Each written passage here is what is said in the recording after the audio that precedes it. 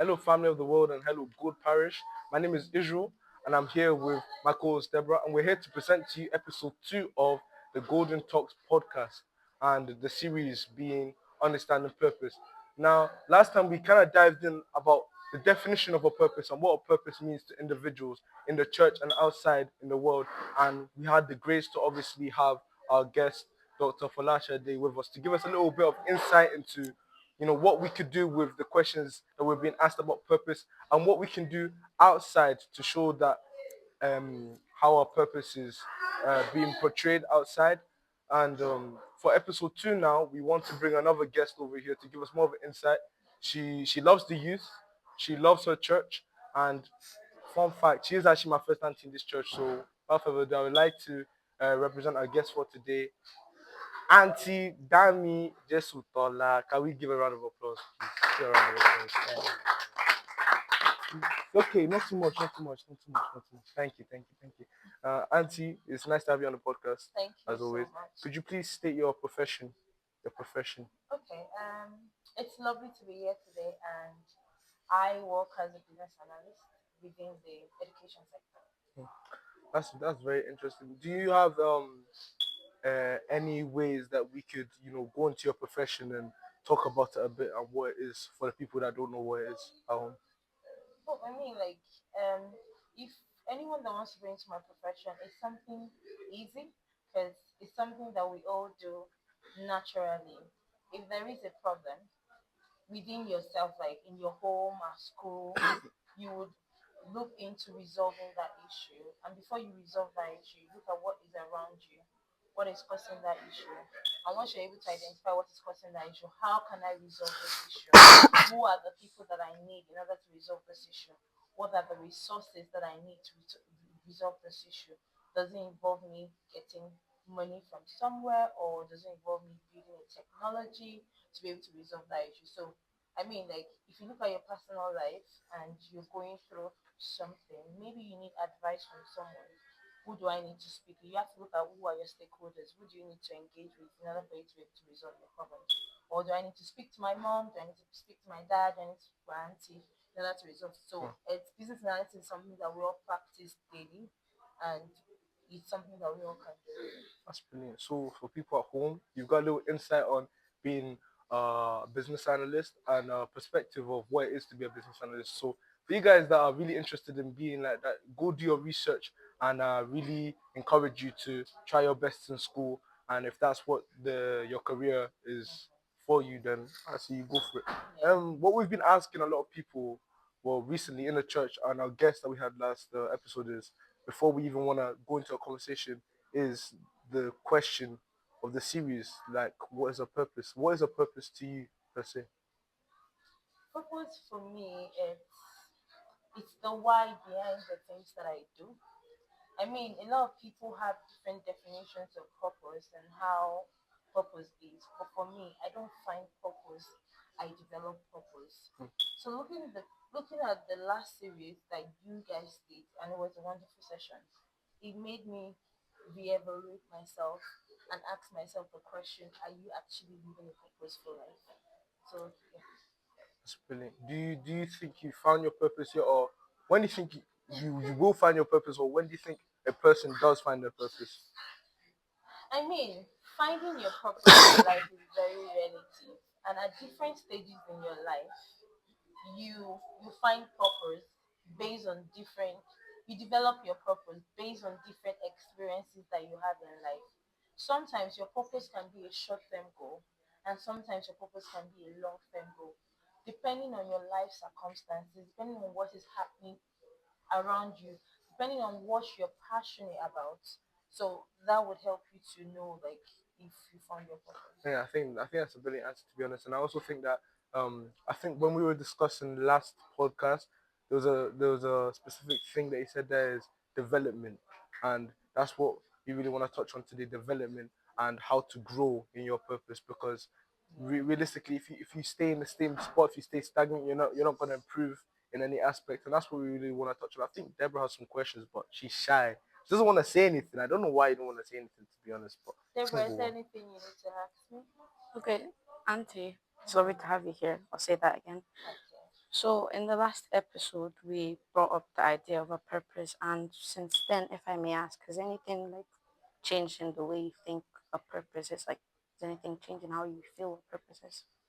One key thing that changed for me, about purpose is the sense of, am I satisfied in life? Am I fulfilled? Is one of the key questions I've been asking myself. And the answer is yes. The answer is no. Because there is this law that is applicable to human beings, Maslow law, which is when you achieve something and you find joy, happiness, and all of that, after a while, your sense of fulfillment drops and you just want to achieve more. You want to do something different. You just want to impact value, impact into somebody else's life. So ever since, this topic, I have had to reevaluate and I realized that my purpose can um I'm living purpose, but I'm not fully satisfied because there's so much I can offer, but I've undermined my skills, the the the skills that I have that can use. I'm not using it the way I should utilize my skills really. That's a nice answer. That's a lovely explanation. Thank To you. you, Israel, Ah, see, I feel like you're kind. You want to battle me. I don't understand, to be honest. the But purpose of the podcast is to have a conversation, and that's what I'm trying to do. So, please. but I'll take it then. It's okay. It's okay like that. I'll take it. We really want to get into young people here because I feel like the audience is mainly young people. So we Hmm. want to ask that: what are some distractions that young people can face when going ahead of upon a purpose or finding a purpose? I think one of the biggest distractions that young people face will be social media, and I'm sure like it's not a new thing. Social media has portrayed itself where people portray themselves on social media to have a perfect life, to have all things figured out for them. But that's not true. Yes, some people have things figured out for them. But honestly, trust me, a lot of people are still a work in progress. They're trying to know who they are, what they can offer. So one of the biggest distractions for youth is social media. Also, I'll say peer pressure because you see your friends doing some certain things and you feel like, oh, they are living the best life. Trust me, they're just trying as well. Some have gotten it figured out, but some of them are really trying to get their life figured out to know what exactly they want to be doing. And while some they just like the recognition, they like the likes on social media. They like, oh, this person is following me, or I'm top in my class. Yeah. People like stuff like that, and you get deceived by social media and how people are living their life truly. Thing that's making me think of it because me myself, yeah, I'll hold my hands up. See when I post a little video of me, on Lulu, or Uh-huh. I'm drumming, yeah, I'm always looking at the lights. I'm like, like it's really getting to me, and it's something that I feel like a lot of young people face. They face really they're really scared or they're really anxious of how well they're gonna do on a Yeah. certain thing rather than being focused on the specific goal. And you know what's so funny is that was the exact question I was gonna ask you about how do you think comparison in social media could affect young people. So I feel like we've answered that really good. In terms of education now, obviously you were talking to us about how being a business analyst isn't obviously easy. You need the right skills, you need the right Yeah. attributes, and obviously you can't be a business analyst without right education. So for people that are still in school and learning, how do you feel like a young person can find a purpose in school, in education, in university, in college, etc.? Okay, that's a big question. And, for young people like you guys, finding your purpose in school, outside school, I think it starts from the house. Mhm. It starts from home. Look at what is it that people do at home that I don't like the way it's being done.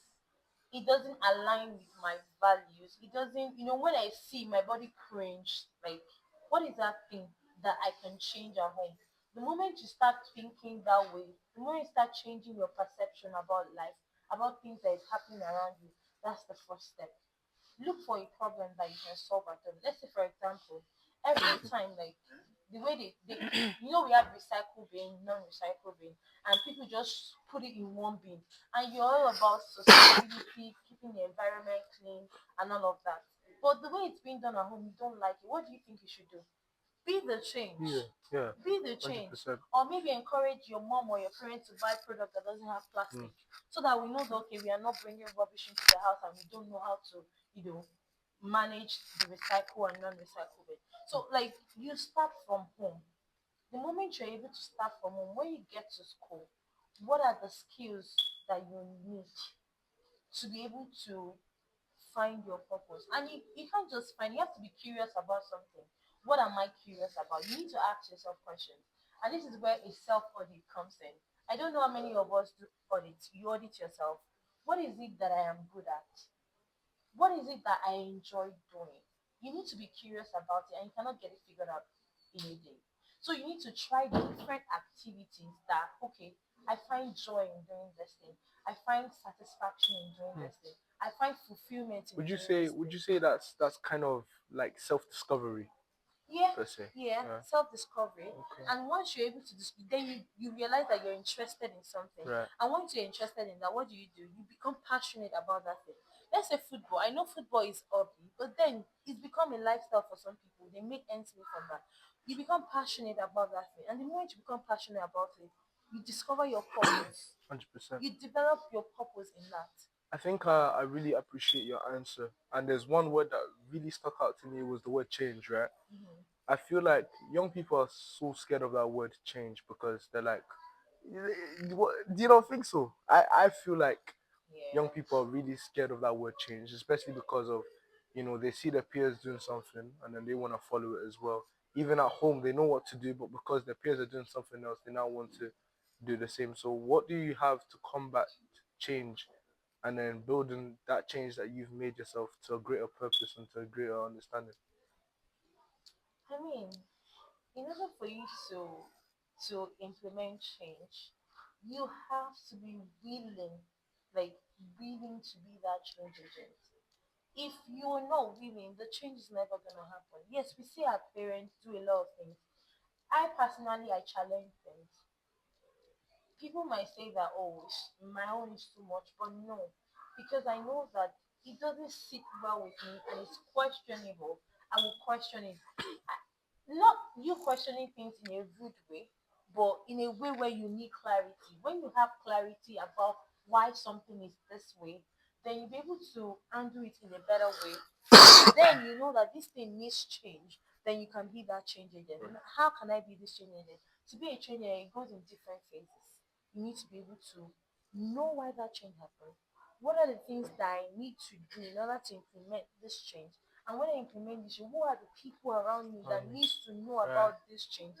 It can't be only me. I need to work with other people so 100%. that this change can, have a positive impact on everyone around me. Definitely. And I feel like when people have the same motive and the same understanding of something, they can come together Yeah. in a worldly sense and in a spiritual sense, because the Bible does say, quote, it does say that when two or more are gathered, there he will be there, right? Yeah. So I really appreciate that answer. I feel like young people nowadays, they're more stuck in with the crowd and they don't know how to stand out. But I'm telling you now, I personally find that being different is the most best thing that could ever happen, because if God made everybody the same, what would this earth be like? We'd just be robots. So I really appreciate that answer. Debbie, Could I, before Debbie goes on, could I add something? And she being stopped you. different is good, Definitely. but being different and not being teachable is bad. Very bad. Because there's no island of there's no you don't know it all, and Right. you need to be able to learn from others. Hmm.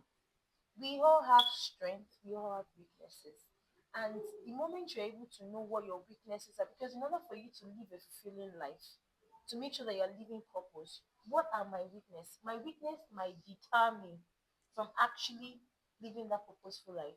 Now, what are my weaknesses? How do I work on them? Some of us, like for example, I personally, I know this is a podcast, but I'll give an example. When I'm fixated on doing something, I am very serious. I am very determined. But sometimes I know that emotionally I could overreact. I could be very reactive sometimes in situation. Is that good for me? No. Would that help me to achieve my purpose in life? No. So I have told myself that this is not good and I need to work on it. I have done a self evaluation. I've Right. evaluated myself and I know what I am lacking and taking precautions and taking steps in order for me not to be reactive. Because if you really want to fulfill purpose in life, you need to work on your weaknesses, because weaknesses and strength they work together. Right.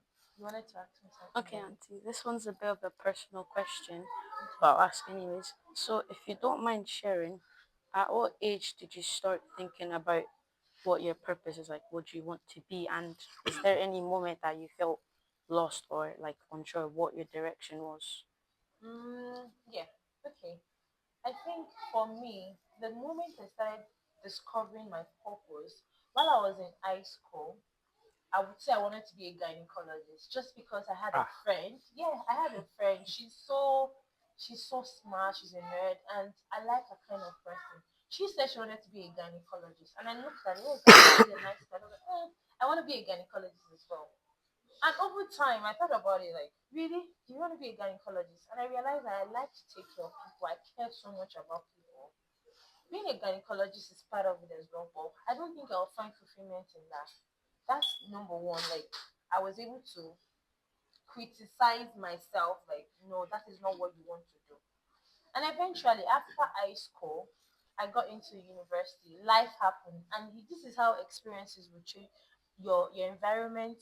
Situations will change what you want to become. I was looking for. I stayed at home for 3 or 4 years before I gained admission.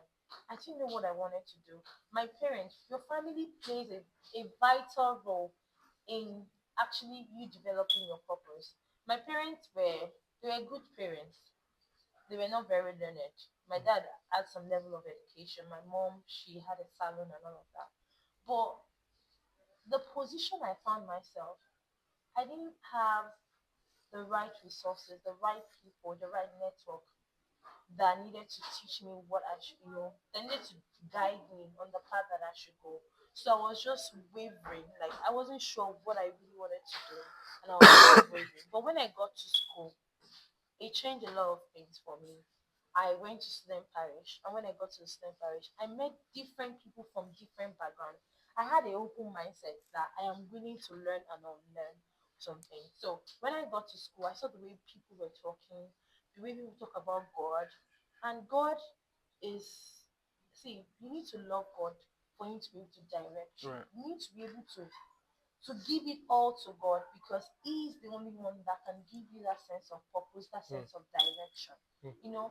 I told God that I don't know what I want to do, but I need you to lead me. I need you to guide me. I need you to connect me with the right set of people so that I know what I am doing. So at that point, I started getting a meaning of my life. I started understanding what I want to do.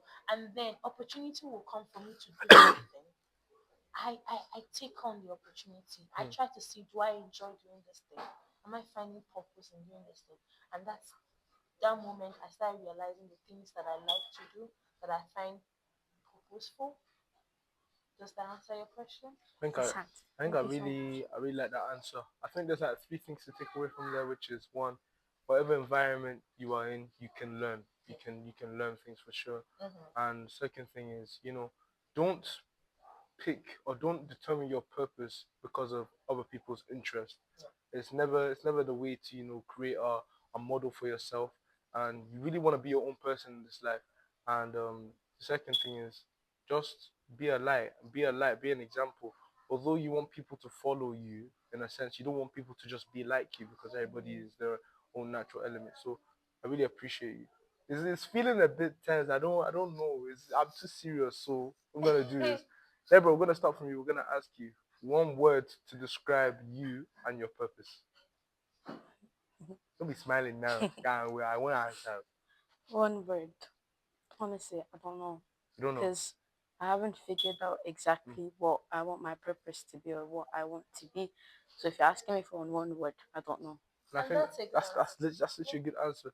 I think it's better to say something that you do know rather than something that you don't know. It's better to do your research upon something than spew out knowledge that you do not have. So really appreciate the answer. And for people that are home that are just like you have to understand that it's okay to not know. It's okay to not know. You could be 30 and still not know your purpose. As long as you're striving for that, then that's all that matters. Auntie, what about you? What's your question? One word that Oh, describes your purpose. My purpose is helping other people be better. Right. I feel. Oh, I find so much joy ooh, when I see other people better. I like that. I like that. For myself, I would say shedding a light to other people, for people to know that how young I am, with whatever skills that I do, and I have maintenance of it, that anybody can do what I'm doing at a young age, and anybody can follow an example of a 2-year-old, a 5-year-old, a 30-year-old, a 71-year-old. It doesn't matter what age you are. That's literally what our purpose is. So we want to wrap up. We want to say thank you Yeah.